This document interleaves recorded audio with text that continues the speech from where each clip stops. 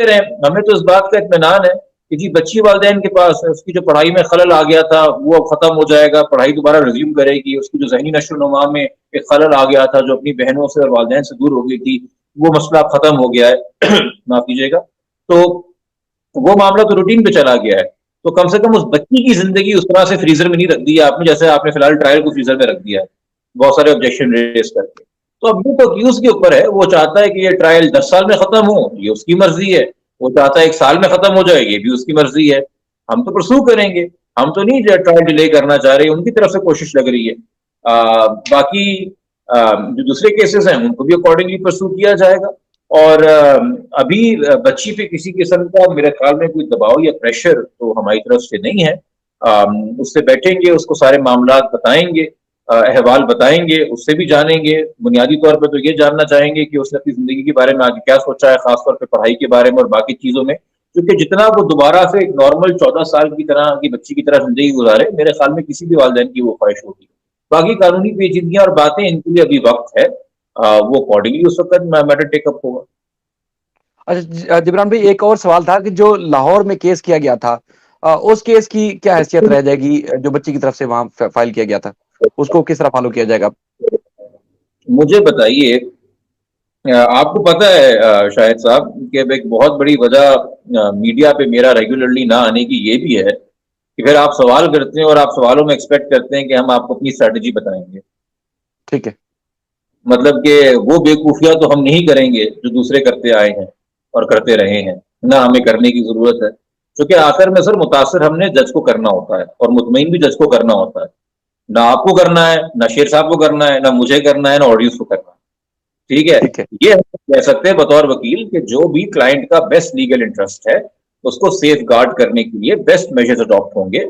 और वक्त के साथ साथ वक्त ही दरकार है, और तो कुछ नहीं है ना, बस इसमें भी वक्त ही दरकार था, 7 महीने थे। मगर आखिर में अल्हम्दुलिल्लाह जो कानून कहता है और जो होना था वो हुआ है, इंसाफ। आगे भी जो चीजें हैं जो लाहौर में मलिशियसली फाइल की हुई हैं या बाकी कहीं पे फाइल की हुई हैं, उनको भी अकॉर्डिंगली टेकअप किया जाएगा। बट अभी से हम जो है वो ढोल बजाना शुरू कर दें कि देखो क्या होने वाला है, तो ये कहते हैं इन चीजों का तो कोई मुकाबला नहीं है। संजीदा केस है।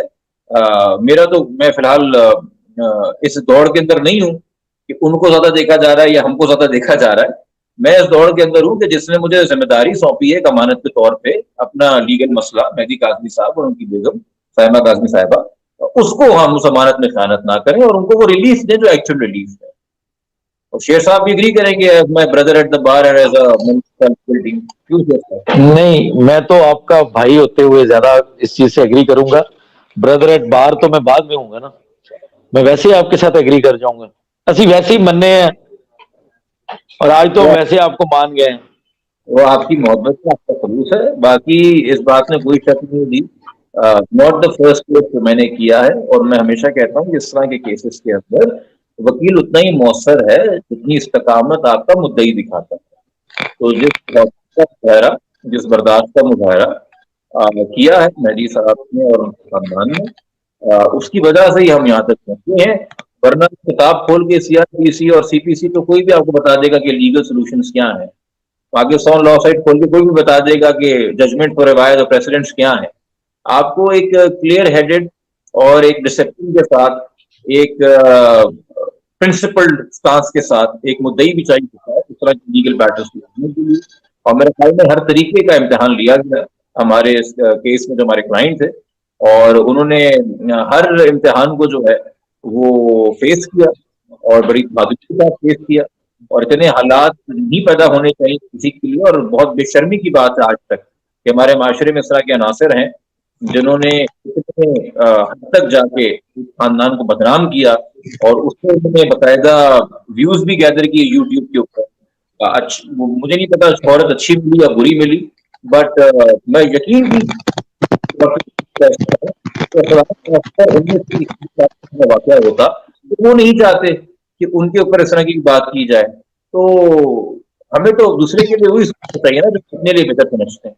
मेरे ख्याल में इस तरह अगर हम लेके चलेंगे चीजों को तो बतौर माशरा हम बेहतर माशरा बन जाएंगे। मगर चूंकि बहुत सारे इसमें कुछ लोग थे जो अपने प्रोफेशन का भी पास ना रख सके, चले बतौर इंसान एक यूट्यूब पे बैठ के कुछ भी कह दे, और आजकल हर कोई यूट्यूबर बना हुआ है, सोशल कमेंटेटर बना हुआ है, बट अगर कोई सहाफी हो और बतौर प्रोफेशन सहाफी हो और नॉन सहाफी हो कि जी वाकई में प्रोफेशन से है, तो उससे कुछ जिम्मेदारियां आयद होती हैं। तो जैसे मैंने आपसे शुरू में कहा कि लोग सच के पीछे कम गए और अपनी जिद पूरी करने के पीछे ज्यादा लगे हुए थे, कि जो मैंने कह दिया मुझे उसको सच्चा साबित करना है, एज अपोज टू असल सच क्या है। और जो कमजोर शख्सियात होती हैं, जिनको अपने असाब पे काबू नहीं होता, जिन जो थोड़ा कम जरफी का भी शिकार होती हैं, माजरत के साथ, अल्लाह उनको हिदायत दे, उनको इस्तकामत दे, मैं ये कह सकता हूँ हौसला दे, वो अपनी गलतियां नहीं मानती, वो अपनी गलती को सही साबित करने में लगी रहती है, बजाय ऐसे कि मान ले कि जी गलती हो गई और इम्प्रूवमेंट की जरूरत है। बट मैं उनसे क्या शिकायत करूंगा, क्योंकि कराची से हैं शाहिद भाई, और हो सकता है पहले मेरे बारे में कुछ अर्सा पहले मनफी राय भी रखते हो, क्योंकि नहीं मुलाकात होती तो नहीं पता होता बंदा क्या सोच रहा है। बिल्कुल बिल्कुल बिल्कुल। इस बात से इकरार करेंगे कि मैंने बहुत टेढ़ी टेढ़ी जगहों पर जाके टांग अड़ाई है, जहां बहुत जाके नहीं अड़ाते, और मैंने बहुत ऊंची ऊंची जगहों पर जाके पंगे लिए हैं। तो आपको तो पता है कि आपकी लड़ाई किन लोगों से है। आपकी लड़ाई अगर माशरे में स्ट्रक्चरल रिफॉर्म के खिलाफ है, और आपकी लड़ाई अगर अरबाब इख्तियार से है दरअसल, तो अपना गुस्सा और अपना वक्त उन्हीं पर सर्व कीजिए। आप अगर हर इंसान के ऊपर जो आपसे एक इख्तलाफ रखता है, और बेशक वो आपको कॉल आउट भी कर रहा हो या आपका नाम लेके आपके बारे में कॉल कॉल भी बात कर रहा हो, अगर आप उसको हावी कर लेंगे, तो फिर मेरे ख्याल में आप अपने साथ भी ज्यादती कर रहे हैं, और जो इज्जत आपको अल्लाह ने बख्शी है आप उसके साथ भी ज्यादती कर रहे हैं। या मेरा तो ख्याल है कि अल्लाह ने मेरे ख्याल में इस केस के तवज्जो से, चूंकि अच्छा बुरा सही या गलत, हमने पब्लिक में इस केस को लेके एक डिस्टेंस लिया हुआ था, आप लोगों ने बिल्कुल भी है, लिया, ठीक है, बिल्कुल है। अल्लाह ताला ने शुरू किया है। और वो स्टांस हमने, मेरे ख्याल में कोई सिर्फ मेहदी नकवी साहब की मोहब्बत में, या वो मेरे क्लाइंट हैं, या आप वो सच्चे लगे इसलिए नहीं था, उसलिए था क्योंकि माशरे के अंदर ये वाकई में जो जुर्म है, छोटी बच्चियों को वर्गलाना और किडनैप करना या ह्यूमन ट्रैफिकिंग करना, ये फैल रहा है। और उसमें चाइल्ड मैरिज एक कलीदी किरदार अख्तियार, एक मीडियम के तौर पे, एक नेसेसरी मीन्स के तौर पे इस्तेमाल हो रहा है कि चाइल्ड मैरिज के जरिए ये पूरा काम किया जा सकता है और उसको कवर किया जा सकता है, किडनैपिंग और ट्रैफिकिंग। तो ये एक बड़ा मसला है। और शाहिद भाई चूंकि हैं हाई कोर्ट के अंदर, और आप इस्लामाबाद में देखते होंगे जो दूसरे शायद हमारे सकलैन भाई हैं, जी कि रूटीन के अंदर कम उम्र बच्चियां, हर रोज कोई ऐसा दिन नहीं है हाई कोर्ट में जहां कोई ऐसी पिटिशन नहीं फाइल होती कि जी मैंने पसंद से शादी कर ली, हमें प्रोटेक्शन दे दी जाए। तो ये एक बढ़ता हुआ मसला है, और मेरे ख्याल में इस केस से फ्यूचर की तरफ देखते हुए बड़ी बात हमें करनी चाहिए, और अगेन अरबाब इख्तियार के हवाले से करनी चाहिए और उनको एंगेज करना चाहिए। अब मेरे ख्याल में जो दूसरी तरफ की लोग बैठे हुए हैं और अपनी जो वीडियोस बनाते हैं, जो भी करते हैं, उनको एंगेज करने के बजाय जो असल स्टेक होल्डर्स हैं, उनके पास इन केसेस की एग्जाम्पल रखें और उनसे बोलें कि हमारे लॉज के अंदर और हमारे प्रोसीजर्स के अंदर और हमारी जुडिशियल इंटरप्रिटेशन के अंदर वो क्या खराबियां हैं कि एक बच्ची को अपने घर आने तक 7 से 10 महीने लग जाते हैं, बजाय इसके कि 7 से 10 दिन लगे।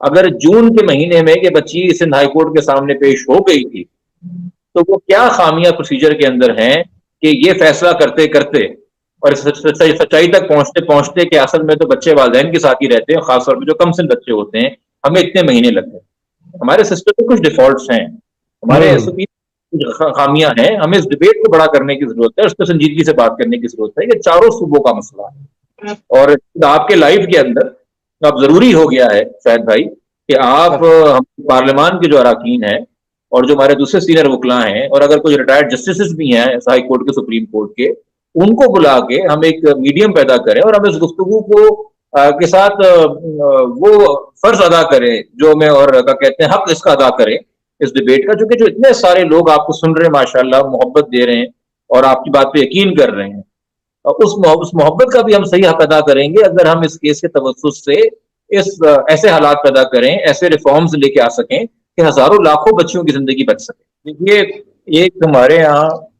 सेट टेम्पलेट होना चाहिए कि कुछ चीजें कुछ भी हो जाएं वो मैंडेटरी हैं, और वो दरअसल किसी के राइट्स वायलेट नहीं करते बल्कि इंश्योर करते हैं कि प्रोटेक्टेड है। जैसे कि जब इस तरह का केस आपके सामने आए जहां या तो दस्तावेजी सबूत हो कि बच्ची कम उम्र में छोटी है, तो उस दस्तावेजी सबूत की हैसियत क्या है, इस पे एक ब्लैक एंड व्हाइट व्यू होना चाहिए। अगर नादरा वो वेरीफाई करता है कि जी ये डॉक्यूमेंट जेन्युइन है और हमारे पास ही बना है और prior to the incident of kidnapping बना है, तो उस डॉक्यूमेंट की क्या हकीकत है ये वाज़ेह क्लियर ब्लैक एंड व्हाइट होना चाहिए कोर्ट के पास। दूसरा, जहाँ इस तरह के केसेस के अंदर कॉन्फ्लिक्ट आ जाए, दो अपोजिंग दावे हों एज के हवाले से, तो मैंडेटरी होना चाहिए और ये सब्जेक्टिव नहीं होना चाहिए कि जी एक केस में ऑर्डर कर दिया और एक केस में ऑर्डर नहीं किया, कि एक मेडिकल बोर्ड होगा और उस मेडिकल बोर्ड के अंदर भी ये मैंडेटरी क्लियर होना चाहिए कि रेडियोलॉजिस्ट भी होगा, आपका गायनोकोलॉजिस्ट भी होगा, आपका क्या कहते हैं पीडियाट्रिशियन भी होगा, आपका डेंटल सर्जन भी होगा, और वो तमाम तर टेस्ट जो हो सकते हैं पाकिस्तान में, जो कि आप एक बच्चे की जिंदगी की बात कर रहे हैं ना। अगर आपने 13 साल की बच्ची को 18 कह दिया तो आपने उससे उसका बचपना छीन लिया, लूट लिया है, you have robbed her of her childhood. तो वो भी आपको वाजे करना पड़ेगा कि ये प्रोसेस क्या है। और जब एक बच्ची माइनर आ जाए तो ये बात ब्लैक एंड व्हाइट में कम से कम सिंध की हद तक तो क्लियर होनी चाहिए, क्योंकि हमारा चाइल्ड प्रोटेक्शन अथॉरिटी एक्ट, और मेरे ख्याल में पंजाब में भी जो तरमीम आई है उसके बाद सिंध में तो चाइल्ड प्रोटेक्शन अथॉरिटी एक्ट के तहत चाइल्ड मैरिज को चाइल्ड अब्यूज कहा गया है। तो अगर कोई बच्चा अब्यूज हो रहा होता है तो क्या आप उसे अब्यूजर के साथ छोड़ देते हैं? अरे भाई, आप फेसबुक पे वीडियो देख लो कि कोई इंसान अपने पेट एनिमल के ऊपर, अपने पालतू कुत्ते पे जुल्म कर रहा है, तो आप शोर मचा देते हो कि उसको कुत्ता पालना नहीं आता, कुत्ता अब्यूज कर रहा है, ये एनिमल को अब्यूज कर रहा है, डॉग अब्यूजर है, इससे लेके डॉग को शेल्टर में भेजा जाए, और उस इंसान को आप हर किस्म की गाली देते हैं। तो जब चाइल्ड मैरिज अपने आप में एक अब्यूज है, तो जो इसने चाइल्ड मैरिज की है, जो अब्यूजर है, आप उसी के साथ उसको नहीं भेज सकते। तो ये एक बहस अपनी जगह जरूर है कि निकाह की वैलिडिटी के हवाले से चाइल्ड मैरिज का लॉ खामोश है, मगर कोहैबिटेशन के हवाले से लॉ बड़ा क्लियर है। ये दो अलग अलग चीजें हैं, निकाह का होना और फिर साथ रहना। 18 साल से जब आप कम है उस दौर में, उस वक्त में, चूंकि जिस वक्त आपकी एजुकेशन रुक गई है, आपकी बाकी जहनी नशोनुमा रुक गई है, आपकी बाकी जिंदगी की जो आपने फैसले करने जिसमें वालिदैन की सपोर्ट चाहिए होती है वो आपके पास मौजूद नहीं है। हम जब तक इसको ब्लैक एंड व्हाइट में इस प्रोसीजर को नहीं बनाएंगे तब तक, और जजेस की अपनी स्वाबदीद पे होगा, या जो सामने वकील है वो जो दलाइल दे रहा है वो कितना इन्फ्लुएंशियल है, या उसके दलाइल कितने अच्छे हैं, उसका होमवर्क कितना है, अगर इस पे हम रहेंगे तो फिर बहुत सारे वेरिएबल्स हम लेके आ रहे हैं बच्चों की जिंदगियों के ऊपर, सट्टा खेला जाएगा, फिर तुम जुआ खेल रहे हैं। तो ये रूल्स ब्लैक एंड व्हाइट में होने चाहिए, ताकि आपके पास एडिक्वेट लीगल रिप्रेजेंटेशन हो के ना हो, आपके पास कोई काबिल वकील हो के ना हो। जजेस की जिम्मेदारी होनी चाहिए कि उनको ये फलाना फलाना खाने जो है ना पुर करने, चेक करने, ये पूरी चेकलिस्ट तैयार करनी चाहिए जुडिशरी को अपने एंड के ऊपर। इसी तरीके से जो इन्वेस्टिगेशन है, इसमें जैसे ट्रैफिकिंग के अंदर एक डिटेल्ड रूल्स है इन्वेस्टिगेशन के, मेरे ख्याल में चाइल्ड मैरिज में भी इन्वेस्टिगेशन के रूल्स में कुछ तरमीम की जरूरत है, पुलिस की ड्यूटी और रोल्स के हवाले से। रेप के हवाले से तो 2021 में एक एक्ट वजह हो गया है, मगर उस एक्ट के तहत जो तैनातियां होनी है, उस एक्ट के तहत जो एडमिनिस्ट्रेटिव फैसले लेने हैं, आईजी सिंध बिल्कुल नाकाम है, उसमें फेलियर साबित हुए हैं, और उससे पहले भी जो लोग हैं फेलियर साबित हुए हैं। बहुत स्लो प्रोसेस है। अभी भी मैं और बहुत से केसेस कर रहा हूं जिसमें 375 की दफा लग रही है, मगर कोई जेआईटी तश्कील नहीं दी जा रही नए लॉ की जो रिक्वायरमेंट है उसके तहत कि जेआईटी इसकी इन्वेस्टिगेशन करे। या चाइल्ड मैरिज केसेस में या ट्रैफिकिंग केस में जूनियर रैंकिंग ऑफिसर जिनकी कोई ट्रेनिंग नहीं है, सेंसिटाइजेशन नहीं है, वो भी काम कर रहे हैं। देखिए, इस केस के जरिए तो मेरे ख्याल में हमने बहुत सारे सवाल उठा दिए थे सिंध पुलिस के ऊपर और टॉप मैरिज लीडरशिप के ऊपर सिंध पुलिस की, मगर मैंने तो नहीं देखा कि उनको कोई जू भी नहीं की वो कान से और उन्होंने कोई स्टेप्स या एडमिनिस्ट्रेटिव पॉलिसी में चेंजेस लेके आए हों। इस हवाले से हाईकोर्ट अगेन एक रोल अदा कर सकता है, वो अगर डायरेक्शंस पास करे और कंप्लायंस रिपोर्ट डिमांड करे आईजी सिंध से कि आप लोग क्या कर रहे हैं इसकी इंप्रूवमेंट के हवाले से, तो वही चीज है। फिर तीसरा कि देखिए, पूरे सिंध की हर बच्ची को कराची लाके सऊदाबाद के शेल्टर होम में नहीं रखा जा सकता, जो आपका एक वाहिद मॉडल शेल्टर होम है। कम से कम कराची के हर डिस्ट्रिक्ट में हमें 30 के करीब तो ये चाहिए ना सिंध के अंदर, तकरीबन लगभग इतने आपके सेंटर, इवन कराची के अंदर आपको 5-6 चाहिए माशाल्लाह। इतने डिस्ट्रिक्ट हमारे अब हैं, शायद अब 7 हो गए हैं वो किमाड़ी को अलग करने के बाद, गलत नहीं कह रहा। तो आपको डिस्ट्रिक्ट वाइज में चाहिए ये मॉडल शेल्टर होम्स, और इतनी आपको हायरिंग करनी पड़ेगी स्टाफ की, और इतना बजट देना पड़ेगा चाइल्ड प्रोटेक्शन अथॉरिटी को। ये जब तक सारे काम इन सिंक नहीं होंगे तो ये मसला तो नहीं हल हो सकेगा। क्योंकि जहां तक ये बात है कि यूट्यूब पे कोई क्या बात करेगा और यूट्यूब पे कोई क्या नैरेटिव करेगा, उसका आपको माजरत के साथ इलाज नहीं कर सकते। ठीक है, 22 करोड़ का मुल्क है, हर एक के हाथ में मोबाइल आते चला जा रहा है, हर एक के पास इंटरनेट आते चला जा रहा है, हर बंदा अपनी सोच, अपनी नीयत, अपनी तरबियत की अक्कासी कर रहा है। अच्छी कर रहा है तो वो भी उसकी तरबियत की अक्कासी है, बुरी कर रहा है वो भी उसकी तरबियत की अक्कासी है। आप 22 करोड़ की बैठ के तरबियत नहीं कर सकते। मगर जो आपके कॉन्स्टिट्यूशन और आइन के तहत बने हुए इदारे हैं, जिस तरह पार्लियामेंट है, जिस तरह एग्जीक्यूटिव है, जिस तरह जुडिशरी है, जिस तरह आपकी पुलिस फोर्स है पार्ट ऑफ एग्जीक्यूटिव, जो अंडर लॉज आते हैं, रेगुलेटेड हैं, इनकी कम से कम हम रिफॉर्म्स और कैपेसिटी बिल्डिंग कर सकते हैं। बाकी माशरा जो कर रहा है, अच्छे बुरे लोग हर जगह होते हैं। अच्छा जिब्रान भाई, क्योंकि आपकी मौजूदगी का फायदा उठाते हुए एक चीज मुझे थोड़ा क्लियर कर दें कि बाज केसेस में ज़ाहिर है हर आखिरी बात करूंगा शायद भाई कि जो 7 महीने हमें लगे ये इसी चेकलिस्ट को पुर करने में लगे। 3 हफ्ते हमें लगे मेडिकल का ऑर्डर लेके मेडिकल करवाने के अंदर, फिर हमें लगे 2 हफ्ते बच्ची को रिकवर कराने के अंदर, फिर हमें 1 हफ्ता मजीद लगा बच्ची को कराची शेल्टर होम शिफ्ट कराने के अंदर, फिर हमें 3 से 4 हफ्ते लगे इन्वेस्टिगेशन मुकम्मल करा के प्रॉपर चलान प्रॉपर सेक्शन के साथ आने में, फिर हमें लगे 2 महीने बच्ची से विजिटेशन हासिल करने के अंदर, जो कि पहले दिन ही आपको राइट ग्रांट होना चाहिए। सारी चीजें बहुत शॉर्ट स्पैन में भी हो सकती हैं अगर इसकी लिस्ट बनी हुई हो। स्टेप सारे हमने ही पूरे किए हैं। बिल्कुल बिल्कुल। और शायद और आप सुनाएं शायद कैसा रहा आपका एक्सपीरियंस? अल्लाह के सर बड़ा जबरदस्त रहा। इस दौरान मैंने जिब्रान भाई को जाना और फिर लाख जो है वो लोगों की शिकायतें और नाराजगियां बर्दाश्त करते हुए मैंने पूरी नेक नीति के साथ इनके साथ मैं खड़ा रहा, क्योंकि ये काम कर रहे थे, हम इनकी आवाज इनकी जो बात थी दुनिया तक पहुंचा रहे थे। मेरी शायद भाई अच्छा, दोस्ती अभी बड़ी मैं महंगी अभी है। इनका दिलोग थोड़ा सा मैंने सुनने की कोशिश की, थोड़ा सा सुना था उस साइड वाले लोगों की। तो अब पता है क्या तोजिया दी जा रही हैं। ये कहा जा रहा है क्योंकि जज साहब का ताल्लुक इंटीरियर सिंध से है, तो वो इंटीरियर सिंध में उनको पता है कि बच्चियों के साथ क्या किया जाता है, तो उन्होंने बड़ी तंबीह की है वालिदैन को कि कहीं, तो उन्होंने फिर वो गारंटी श्योरिटीज वगैरह जमा करवाई हैं, श्योरिटीज दी हैं कि हम इस तरह से कुछ नहीं करेंगे और ये सारी चीज। भाई ये तो चीज अगर कारोबारी का कॉन्सेप्ट इंटीरियर सिंध में है तो वनी का सिस्टम इंटीरियर पंजाब में भी है। ये पूरे पाकिस्तान में चीजें फैली हुई हैं, कोई सिर्फ इंटीरियर सिंध का मसला नहीं है। वनी का कॉन्सेप्ट है, कुरान शरीफ के साथ शादी करवाने का कॉन्सेप्ट है। ये तो बदकिस्मती है ना हमारी, इसके तो खिलाफ हम करते रहे ना। वनी को भी अच्छा नहीं कहा जा सकता, कारोबारी को भी अच्छा नहीं कहा जा सकता, कुरान शरीफ के साथ शादी करवाने को कौन अच्छा कहेगा। ये सब गलत रवायतें हैं, लेकिन कोशिश की जा रही है कि किसी ना किसी तरह से नथी किया जाए इन सारी चीजों को और किसी ना किसी तरह से कंट्रोवर्शियल बनाया जाए जज उस ऑब्जर्वेशन को भी। आपको पहले पता है जब लास्ट टाइम इन जज साहब ने एक फैसला दिया था तो ये डायरेक्ट कैरेक्टर असैसिनेशन की गई थी, इनकी इंटेग्रिटी पे सवाल उठाए गए, वेरी ट्रू, बहुत बातें की गई। आज कोई और पहलू कोई ले लेगा और आप जिनकी बात कर रहे हैं वो हो या कोई और हो, आखिर में बुनियादी बात जो होती है आप भी जानते हैं और हर आम इंसान जानता है, हम प्रेयर नंबर 1 थी बच्ची की कस्टडी हमें दे दी जाए। आज की सच्चाई ये है कि बच्ची वालिदैन के साथ उनके घर पे है, जो रिलीफ वालिदैन ने मांगा था वो उनको मिला है, कोर्ट ने वही बेहतर समझा है। अब आप वो जो बात है ना कि मरा है मगर गर्दन सही से नहीं कटी, टेढ़ी है मेरी, जो उमर शरीफ का एक जोक होता था, मुतमईन तो नहीं होना, आप गर्दन भी काट के दे दें। और अगर शायद भाई को लगता है कि उनका दोस्त किसी दिन आके कह देगा कि हाँ शायद मैं गलत था, तो इतना ज़र्फ मुझे नजर नहीं आता। और जहाँ पे शायद भाई की शिकायत थी कि हमारे साथ देने पे या साथ देने पे को बहुत झेलना पड़ा, सर दोस्ती बड़ी महंगी है हमारी, बहुत कम लोग इसलिए हम दोस्त बनाते हैं क्योंकि पड़ जाता है।